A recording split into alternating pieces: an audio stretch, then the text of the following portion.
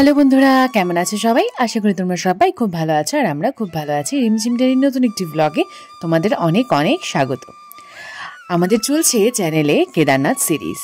তো কি করে পুজো দিলাম, কি করে আমরা রেজিস্ট্রেশন করলাম, কি করে বাস বুকিং করলাম, কি করে আসলাম, কি করে কেদারনাথ পৌঁছলাম, সমস্তটাই কিন্তু তোমাদের সঙ্গে শেয়ার করেছি। যারা আমার ভিডিওগুলো এখনও দেখোনি তারা একবার আমার চ্যানেলে ভিজিট করে আসতে পারো। সমস্ত ইনফরমেশন তোমরা আমার চ্যানেলে পেয়ে যাবে। কেদারনাথে যা সমস্ত হোটেল রয়েছে সেই সমস্তটা নিয়েও একটা ভিডিও বানানোর চেষ্টা করেছি, যাতে তোমাদের কেদারনাথে এসে কোনো সমস্যা না হয়। তো যাই হোক, আজকের ভিডিওটা শুরু করা যাক। আজকে হলো আমাদের কেদারনাথে কিন্তু ফার্স্ট ডে।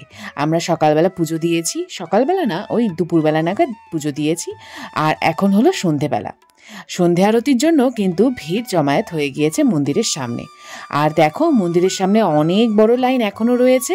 যারা পুজো দেবে তাদের পুজো দেওয়া শেষ হয়নি। সন্ধ্যা আরতির জন্য ভক্তদের পুজো দেওয়া কিছুক্ষণ বন্ধ রাখা হবে। তারপর আবার সন্ধ্যা আরতি হয়ে গেলে ভক্তরা আবার কিন্তু পুজো দিতে পারবে। তো এখনও কিন্তু সন্ধ্যা আরতি শুরু হয়নি, ভক্তরা এখনও মন্দিরের ভেতরে ঢুকতে পারছে। আর কিছুক্ষণের মধ্যেই কিন্তু সন্ধ্যা আরতি শুরু হয়ে যাবে। আর এই দেখো, দুপুরবেলা থেকে যখন আমরা পুজো দিয়েছিলাম তখন থেকে যে তুষারপাত শুরু হয়েছে, সেই তুষারপাত কিন্তু এখনও চলছে। তো চলো আর বকবক করি না, চলো সন্ধ্যা আরতি কিন্তু এই জাস্ট শুরু হয়ে যাবে। চলো আমরা সন্ধ্যা আরতি দর্শন করব। আমার ভিডিওর মাধ্যমে তোমাদের একদম ঘরে বসেই কেদারনাথের সন্ধ্যা আরতি দর্শন করাবো। তো চলো বন্ধুরা।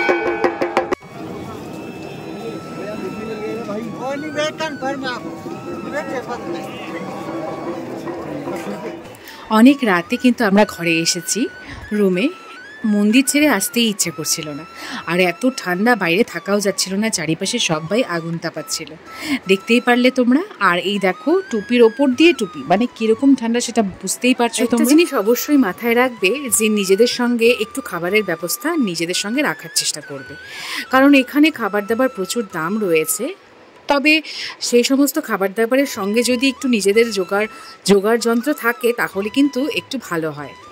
তো দেখতেই পাচ্ছ আমরা কিন্তু এখন রাতের খাবারের ব্যবস্থা করছিলাম। আমরা নিয়ে গিয়েছিলাম প্রচুর ম্যাগি আর একটা সঙ্গে ইলেকট্রিক কেটেল আর চায়ের ব্যবস্থা। আর কিচেনটা কেমন তো দেখাবোই, আর কি রান্না হচ্ছে সেটাও কিন্তু দেখাবো।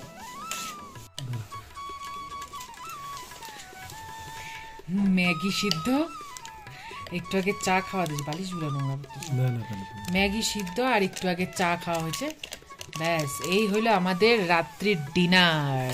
ম্যাগি সিদ্ধ। তো আগেই বলে দিই কিন্তু বন্ধুরা, এই দেখো আমাদের ম্যাগি একদম রেডি।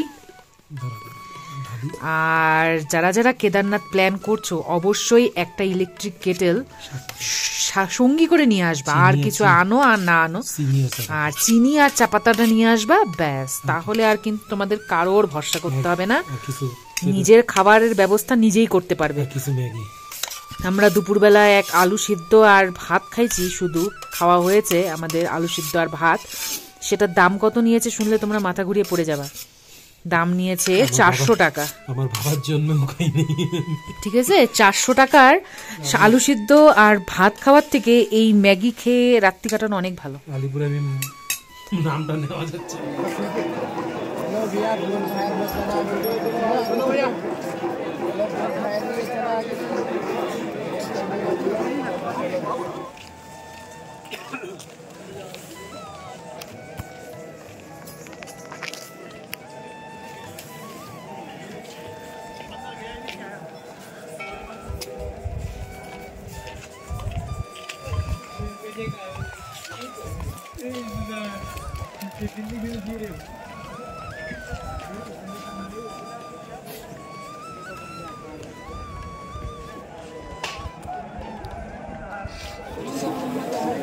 দাঁড়া দাঁড়া দাঁড়া, মোবাইলটা ফোকাস করবে।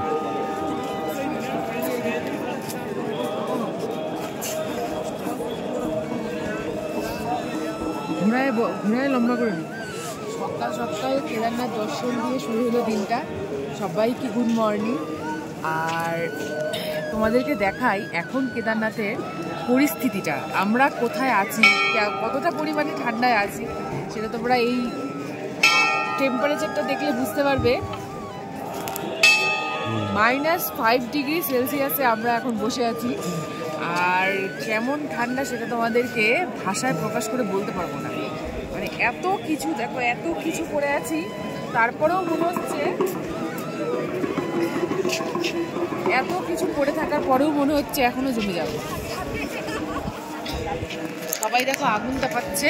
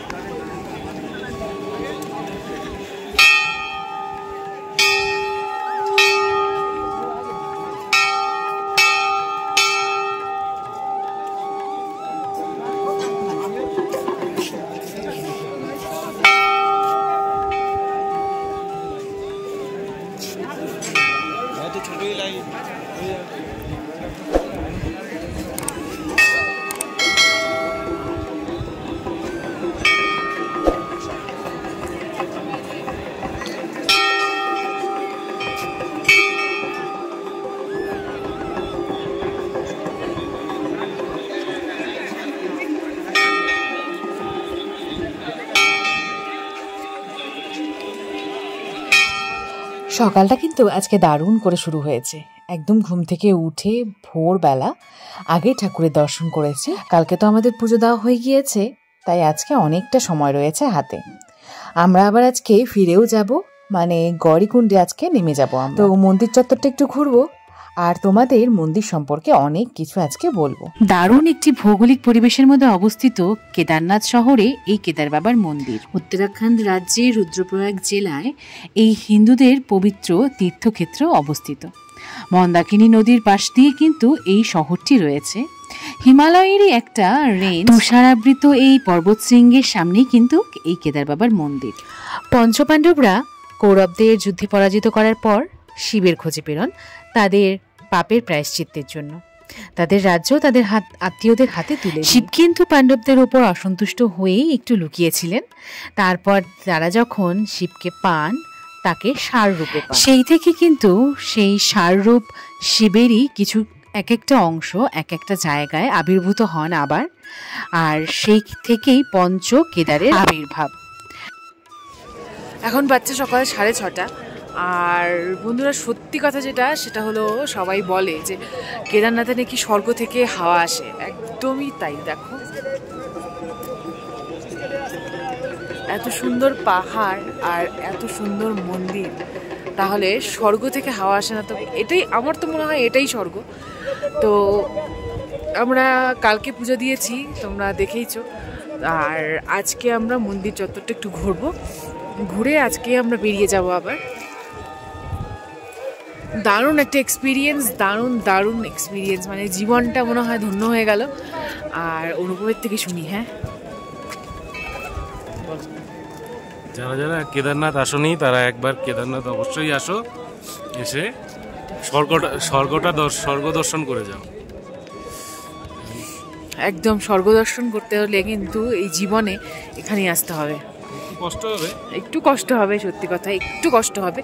তবে তোমরা যখন এসে এই এত সুন্দর মন্দির দর্শন করবে, এত সুন্দর পরিবেশ, এত সুন্দর সিনারি দেখবে, তখন তোমাদের সেই কষ্টটা একদম ভুলে যাবে। তো এখন সূর্যোদয় হচ্ছে, পাহাড়ের মাথাগুলো একদম লাল হয়ে যাচ্ছে, সাদা বরফের পাহাড়গুলো। চলো দেখি।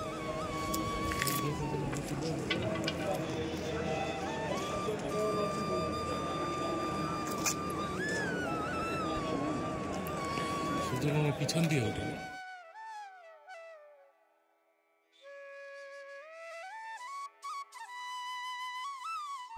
এবারে চলো তোমাদের মন্দিরের আরও একটি আশ্চর্য অংশ দেখাই। সেটা হলো 2013 সালে উত্তরাখণ্ডে 16ই জুন যে বন্যা হয়েছিল, সেটার কথা হয়তো তোমাদের সকলেরই মনে আছে। ঠিক সেই সময় যে বন্যা এসেছিল তাতে কিন্তু প্রচুর মানুষ আহত হয়েছিল, নিহতও হয়েছিল, আর প্রচুর ক্ষয়ক্ষতিও হয়েছিল। তবে হঠাৎ করেই মন্দিরের পেছনে যে পাহাড় রয়েছে, সেই পাহাড় থেকে একটা বিশাল আকৃতি পাথর মন্দিরের পেছনে এসে পড়ে, যার জন্যে কিন্তু মন্দিরটা বেঁচে যায়। মন্দিরের পেছনে এসে কিন্তু পাথরটা ধাক্কাই দিতে পারত, তা কিন্তু হয়নি। মোটামুটি কয়েক মিটার দূরত্বে এসে পাথরটি থমকে দাঁড়ায়। এই পাথরটা কিন্তু 12 ফুট উঁচা আর 20 ফুট চওড়া। এই পাথরটির নাম হলো ভীমশিলা। বলা হয় স্বয়ং ঈশ্বরই কিন্তু এই পাথরটাকে পাঠিয়ে এই মন্দিরে রক্ষা করেছিল, নয়তো পাথরটা এসে মন্দিরের গায়ে ধাক্কাই দিতে পারত, তা কিন্তু হয়। তো এই পাথরকে কিন্তু মানে এই ভীমশিলাকে এখন এই মন্দিরেরই একটি অংশ বলে পুজো করা হয়। প্রচুর যাত্রীরা রয়েছে যারা এই ভীমশিলাকেও পুজো দিয়ে আসেন। এছাড়াও কিন্তু মন্দিরের ঠিক পেছনে আদিগুরু শ্রী শঙ্করাচার্যজির সমাধিও রয়েছে। এই সমাধি স্থানটাও কিন্তু খুব সুন্দর করে তৈরি করার হচ্ছে, এখনো কাজ চলছে। তো এই জায়গাটাও খুব সুন্দর, চলো তোমাদের এই জায়গাটাও দেখাবো। এছাড়াও এখানে কাল ভৈরব বাবার মন্দিরও রয়েছে, সেটা কিন্তু কেদারনাথ বাবার যে মন্দির তার থেকেও একটু ওপরে, ওই মোটামুটি 2 কিলোমিটার ওপরে ট্রেক করে উঠতে হবে। সেখানেই রয়েছে কাল ভৈরব বাবার মন্দির। তো চলো তোমাদের আদি গুরু শ্রী শঙ্করাচার্যজির মহারাজের যে সমাধি স্থান সেখানে নিয়ে যাই।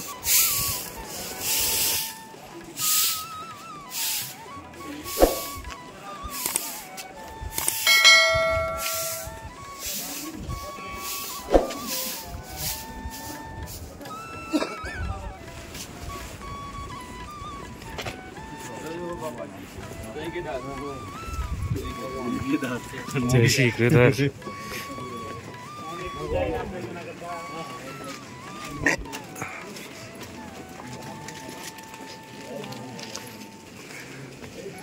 উনি মনে হয় মারা গেছিল না এই যে ইসেতে।